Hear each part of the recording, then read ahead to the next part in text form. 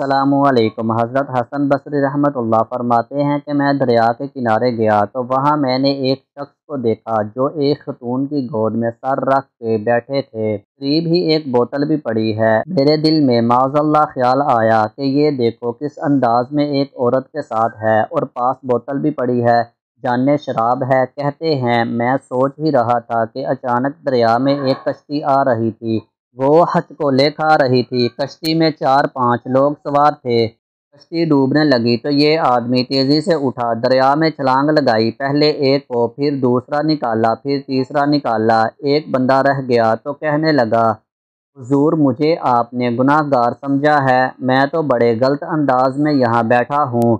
आप तो बड़े अल्लाह वाले हैं, आप जाके इस चौथे बंदे को बचाएं। हज़रत हसन बसरी रहमतुल्लाह फरमाते हैं मैं बड़ा पशेमान हुआ। मैंने कहा मुझे तैरना नहीं आता, तू देर न कर, चौथा शख्स डूब न जाए। इसने छलांग लगाई, चौथा भी निकाल लाया। कहने लगा हज़रत आपने सोचने में जल्दी की, ये बीबी मेरी माँ है और ये सिरके की बोतल है। हम माँ बेटे का ये मशगला है कि ये वो जगह है जहाँ मुसाफिर आकर उतरते हैं और यहाँ से किसी का घर 100 मील है, किसी का 200 मील है।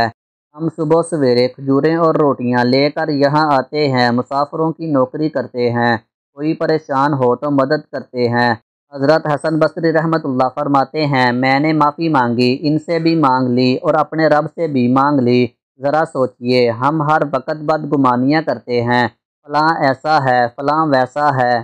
कोई जैसा भी है इसे वैसा रहने दें। किसी के बारे कोई भी राय कायम करने में हमें जल्दी नहीं करनी चाहिए। किसी पर तनकीद करने की बजाय हमें खुद अपने अमाल दुरुस्त करने चाहिए। तो अपनी सोच बदलो। अल्लाह ताला हम सब के गुनाहों को माफ़ फरमाए, आमीन। वीडियो अच्छी लगी हो तो वीडियो को लाइक करें, शेयर करें और मज़ीद अच्छी अच्छी वीडियो देखने के लिए मेरे चैनल को सब्सक्राइब करें।